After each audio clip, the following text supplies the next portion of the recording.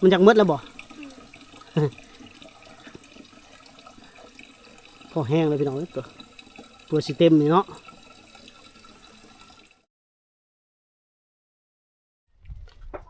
สบายดี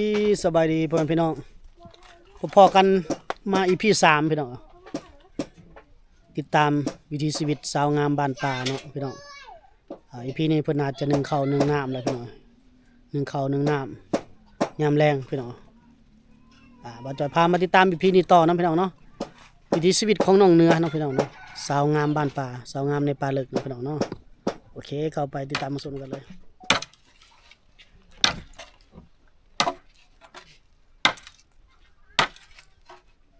ซีนฟืน1 ข้าวแล้วนี่เนาะ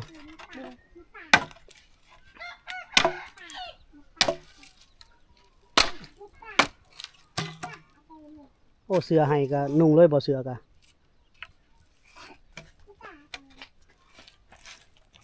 นี่แหละสาวลาวในชนบทพี่น้องเฮ็ดเบียกเฮ็ดงานเป็นเบิดได้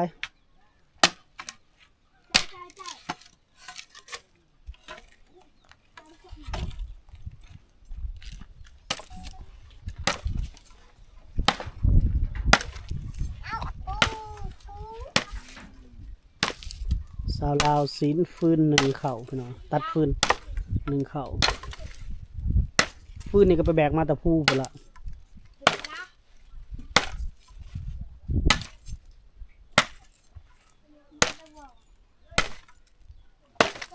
1 ข้าว2 โมง 3 โมง1 ข้าวเลยสุดเพิ่นเลย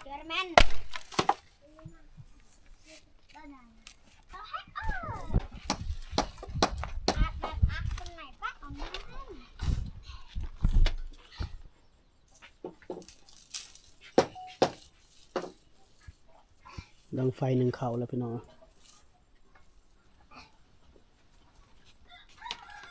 ฟืนกระโดนบักใหญ่ทั้งยาวพี่น้อง ฟืนแล้วก็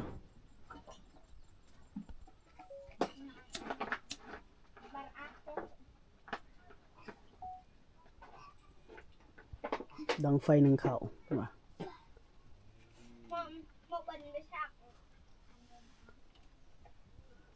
พุ่นโม1เราแล้วพี่น้องครับรุ่นเก่าแก่ได้โม1ก็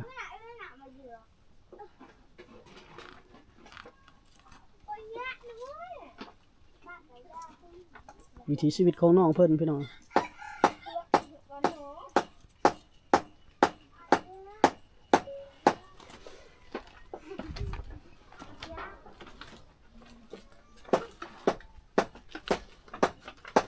นี่จะเป็นหวดเรา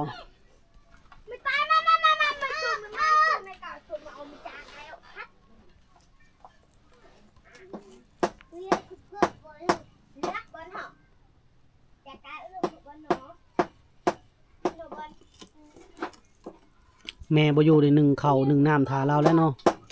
ทอเฮ็ดกินหั่นบ่เป็นเนาะเป็นคือกันบ่เฮ็ดกินก็บ่ละเฮ็ดกินน่ะเป็นบ่เป็น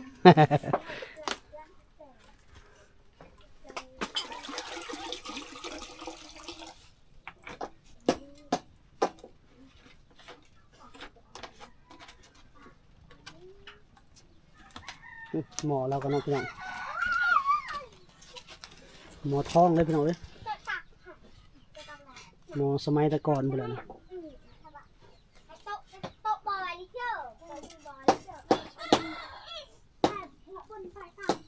หมอดังเดิมเนาะ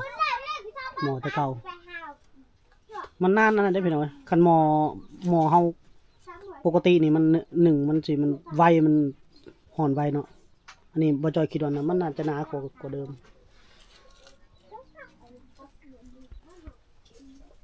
โอ้เสียงเขาตำเข่าตุ่มๆเลยทั้งพุ่นเนาะ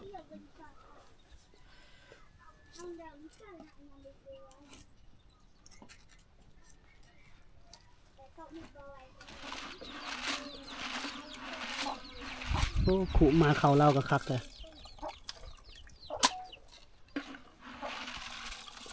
นั่งลงหลับจะงามนั่งลงนะ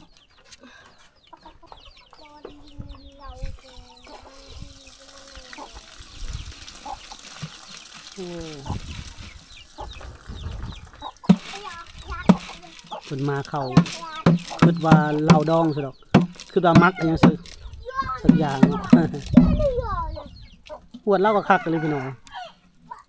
ปวดไม่เจาะเอาเองเขาเฮ็ดเอาเองได้หน่อยพี่น้อง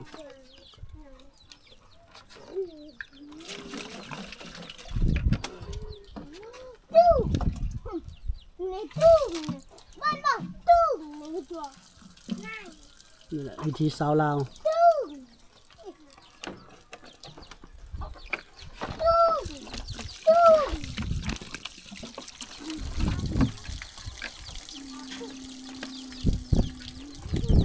หนึ่งเข่า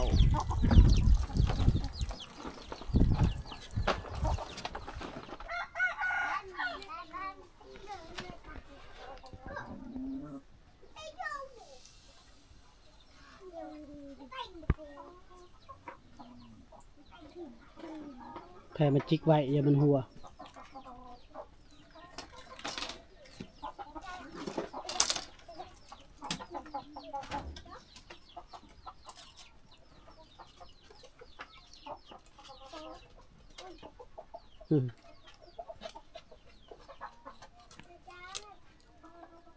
นี่แหละสาวลาวหนึ่งเข่าให้เบิ้งพี่น้องสาวเผาบลูแล้วเนาะมันเป็นสาวลาวแล้วสาวชนเผ่า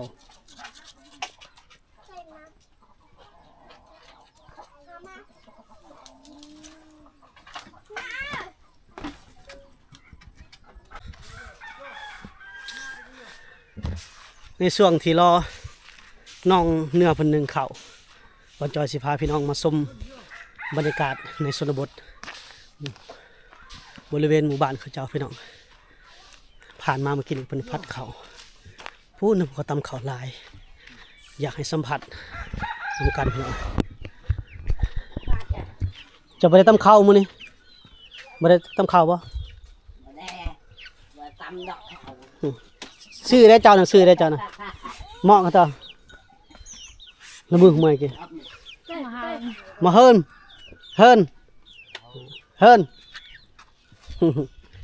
ยกน้องเพิ่นนี่พี่น้องภาพบรรยากาศหมู่บ้านบ่มีไฟฟ้าเลยพี่น้องไปนี่ก็มีอีกความผู้2 ลูก 3 ลูกแหละจะมีอีกหมู่บ้านหนึ่งพี่น้องแต่ว่าความผู้2 ลูกนั้นข้ามไปลงอีกหมู่บ้านหนึ่งผัดมีไฟฟ้าเข้ามาได้พี่น้องต้องคึกคืนนี่สาวบุไทยอยู่นี่บ่สาวบุไทย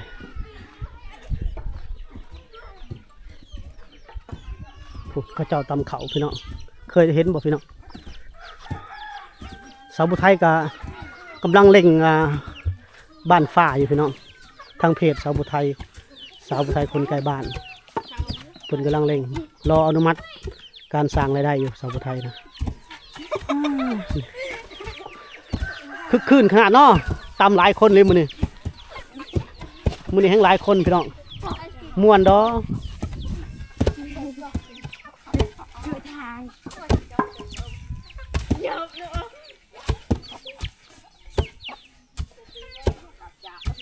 หาคกอยู่บนเดียวกันตั้มนะแม่เจ้ากะผู้ที่พาบ่จอยดึงเหือแพมาแล้วพี่น้องจากแก้วบ่นี่กับผู้สาวนี่ก็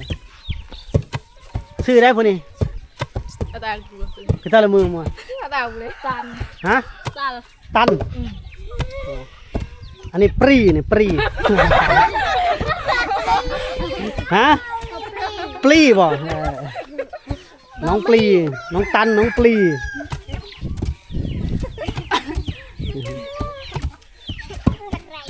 นี่ภาพบรรยากาศพี่น้องม่วนเนาะข้าเจ้ากันนี่พี่น้องให้เบิ่งนี่ก็เพื่อนซานคน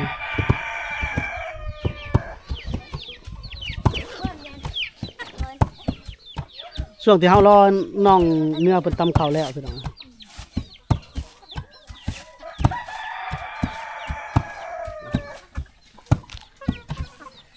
คึกคืนเนาะบรรยากาศโอ้ยคันบาจอยมานอนนี่ตอนเช้าแห้งคนมาตำหลายพี่น้องเต็มเลยคกกระเลื่อมคักเลยพี่น้อง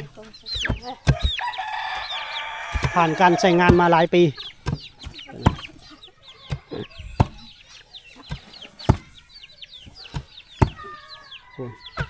โอ้แห้งเนาะพอดีเนาะแห้งอะไรเจ้าเนาะตำเนาะ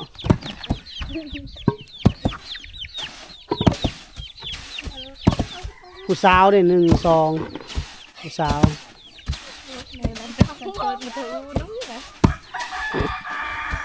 บัดเมื่อบ่ส่งให้เด้อบัดเมื่อเด้อไปช่วยเยาเนาะนี่แหละพี่น้องภาพบรรยากาศในชนบทในหมู่บ้านของน้องเนื้อนี่พี่น้องคึกคืนแบบนี้แหละพี่น้องเดี๋ยวมาจอยพาท่านผู้ชมมาเบิ่งเล็กน้อยแล้วก็สิกลับไปหาน้องเนื้ออีกเก่าน้องเนื้อเพิ่นอยู่บ้านเนื้อนี่บ้านใต้พี่น้อง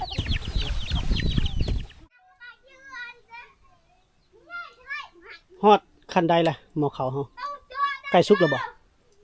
ใกล้แล้วจะได้สุกเลยเนาะอ้ายขึ้นแล้วเด้พี่น้องนั่งเฝ้าหมอเขาแป๊บเดียวเพิ่นว่าประมาณ15 นาทีได้แล้วอ้ายละไวเติบเบิ่งฟืนเพิ่นซุ้มใส่นึกว่าพี่น้องโดนบักไงโดนฟืนก็หอมกุ่นๆแหละเนาะข้าวสุกแล้วไปตักน้ำบ่บัดนี้ตักน้ำแล้วเฮ็ดหยังต่อพักผ่อนแล้วเฮ็ดกินเด้ถามแม่มาบ่แม่มานี่กินหยังแม่มานี่บ่กินบ่ฮู้หยังกินเลยเราก็อยากเขาแล้วบ่กิน บ่ฮู้หยังบ่ให้เรากินแม่ไปขุดนั่นเราหากินมาเลยบ่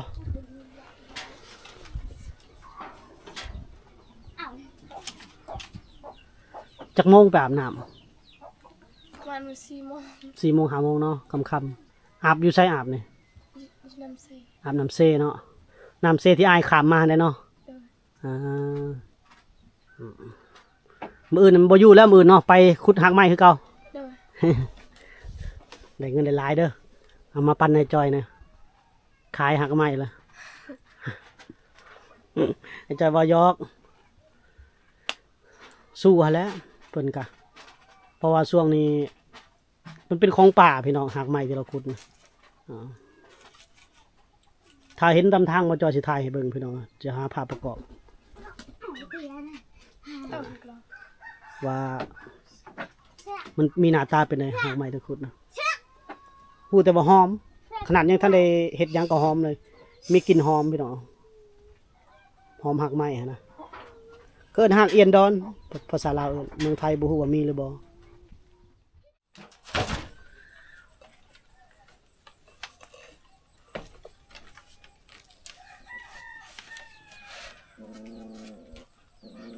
สวยขาวแล้วหอมกุ่นๆเนาะหอมได้อาหารแซ่บๆเด้มากินนี่เนาะ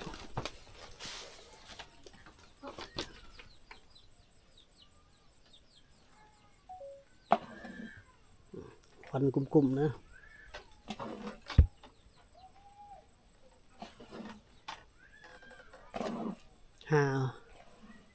6 คนบ่6 คนกินบ่5 คนกินเนาะ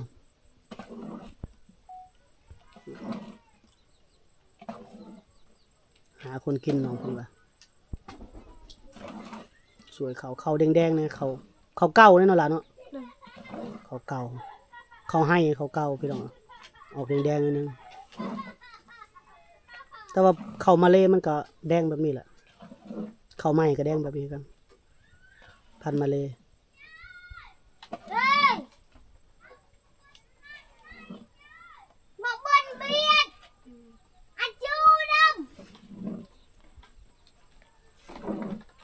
สวยคักสวยแน่แต่ได้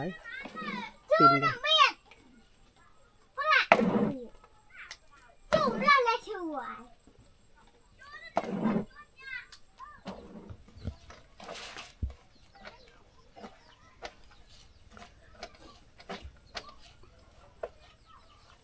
ปั่นเข่าสติปแล้ว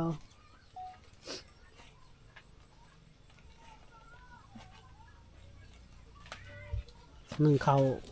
าในบริคาดพี่น้องแต่กับเข่าเนี่ยบ่มีกินยังก็กินเขาเจ้าบางเทื่อตัดวายมาตัดหน่อไม้มาเผามกกิน จำแจวแล้วนอนเนาะหมดเท่านั้นเลยบางเทื่อก็ก่อนไปเวียกก็จำแจวกินกับพวกพวกวายพวกหน้ำไม้เลยก็แล้วไปพี่น้องชนเผ่าจะกินแบบง่ายๆนั่นแหละสุขภาพเพิ่นจะแข็งแรงพี่น้อง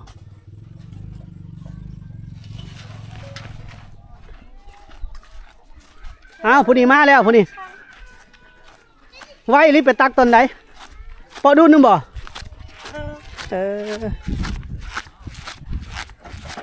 น้องวอนเป็นเพื่อนละ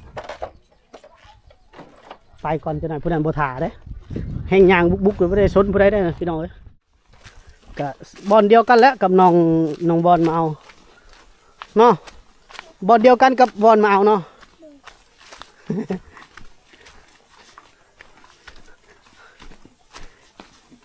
เว้าโดย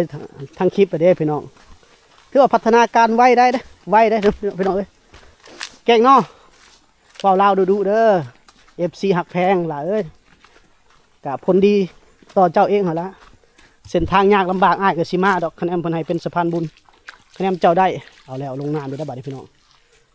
เฮ็ดได้บาดนี้เฮาสันตีนเปียกเลยนี่อ้าวขึ้นว่าก้อนหินพี่น้องเอ้ยว่าสิโดดใส่คักๆว่าแม่นขี้ควาย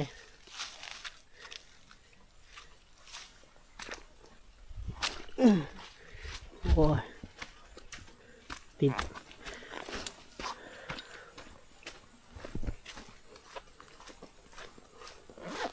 หมดบอดแล้ว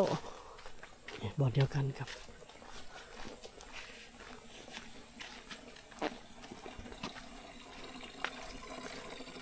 บอดนี่ก็คือน้ำน้อยแท้น้ำบุแห้งเนาะ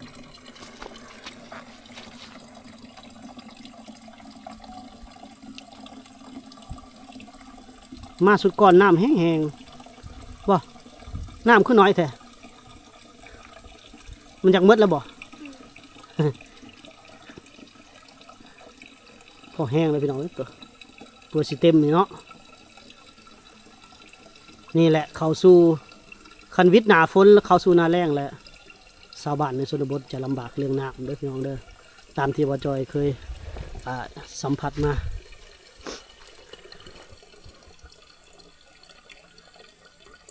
นี่น้ำกินมันบ่ล่ะเอาเมื่อนี่ต้มบ่กินเลยโอ้เจ็บท้องได้ล่ะบ่เจ็บท้องบ่มื้อหน้าต้มเด้อมีไว้ก็ต้มไว้ก็ดีล่ะ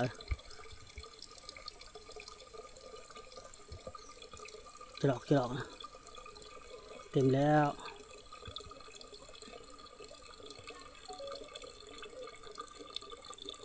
แดดส่องคักเลย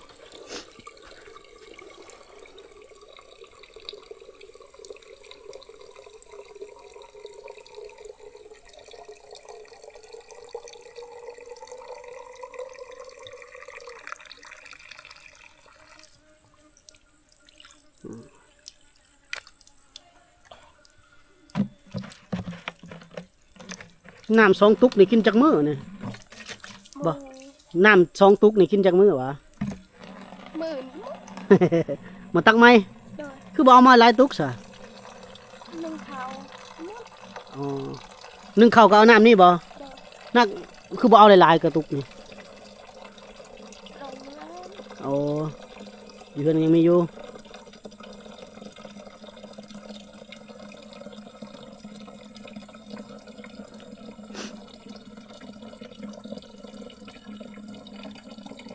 3 โมงกว่าเด้อพี่น้องพี่น้องเพิ่นเฮ็ดกิจกรรมหยังแล้วเฮาก็สิได้กลับเลยพี่น้องออกไปนี่ก็1 ชั่วโมงออกแต่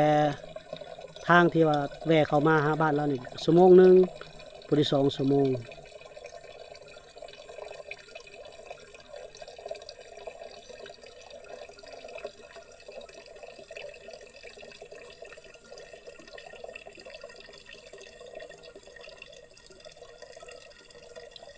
เพื่อสิเต็มเมื่อเนาะ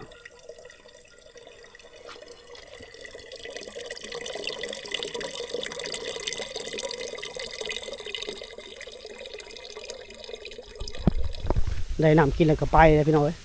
บ่ได้ท่าเจ้าได้เจ้าย่างทันก็ทันเลยเพิ่นว่า ลงเนื้อ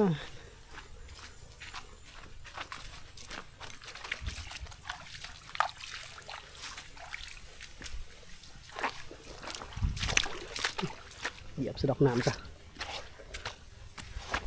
เอามือทำไมมันลื่นอย่างนี้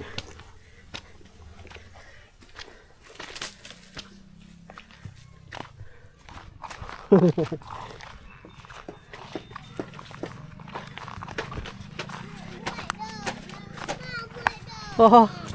หอบแล้ว จะเป็นลมแล้ว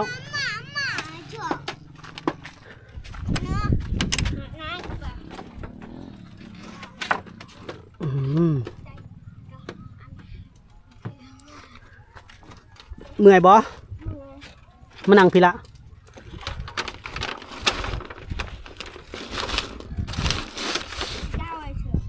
อืม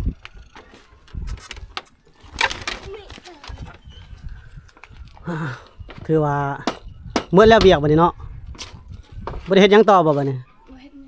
บ่เฮ็ดหยังเลยเนาะ อาบน้ำก็ตอนแรกเนาะเฮ็ดกินก็ยังบ่ฮู้แนวเฮ็ดบ่มีแนวเฮ็ดแม่นบ่ถ้าแม่มาพุ่นแล้วเนาะจักเพิ่นได้หยังมาแม่มาแต่ละเทื่อถือหยังมาได้บ่ ประมาณว่า5 โมง จะโมงก็5 โมงเราถือหยังมาเราไปป่าเราเอาหยังมาอาบังมันยังบ่ได้มาบ่นะมงละไม้บ่เอาล่ะพี่น้องเฮาก็สิได้ให้น้องเพิ่นพักผ่อนแล้วบ่จ้อยก็จะได้กลับละ3 โมงก็ค่อยๆแล่นรถออกนะพี่น้องเนาะเพราะว่า3 โมงนี่ก็เริ่มอากาศเย็นแล้วพี่น้องเนาะโอเคคลิปวิดีโอนี้บ่จ้อยขอจบไว้ซั่นนี้เด้อพูดแล้วพี่น้องประมาณอีก 4-5 วันมื้อแล้วจังมาอีกประมาณ 4-5 มื้อจังมาอีกพบกันใหม่ใน EP หน้าพี่น้องสำหรับ EP นี้สำบายดีเอ้าสบายดีล่ะยกมือสบายดี สบายดี บายบายมื้อหน้ามาหาน้องอีกเด้อวันนี้เว้าเด้อมื้อหน้ามาหาอีกเด้อ มีน้ำห่างเด้อ เว้าไม่ต่อเอ้าขากลับได้พี่น้องบัดนี้อ้าทอขึ้นเทิงเนาะไหวบ่นี่ไม่ท่ออันเดียวหนึ่งกันแต่2คั่นนะมงนี่แห้งน้ำแห้งมงนี่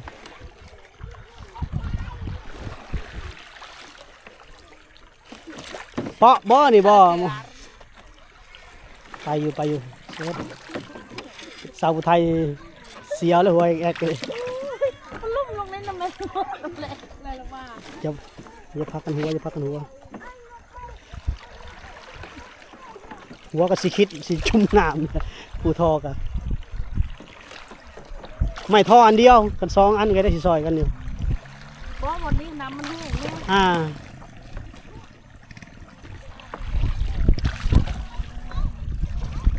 โอ้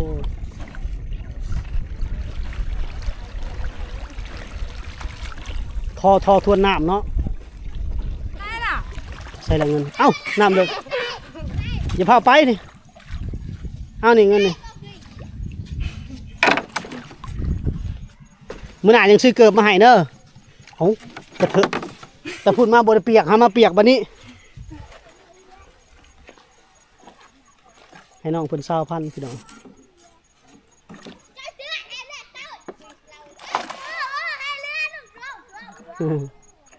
ไปกลับฮะสาวไทยโอเคพี่น้อง บ่นั่นน่ะ มาลินม่วนเขาเด็กหน่อยในหมู่บ้านนะ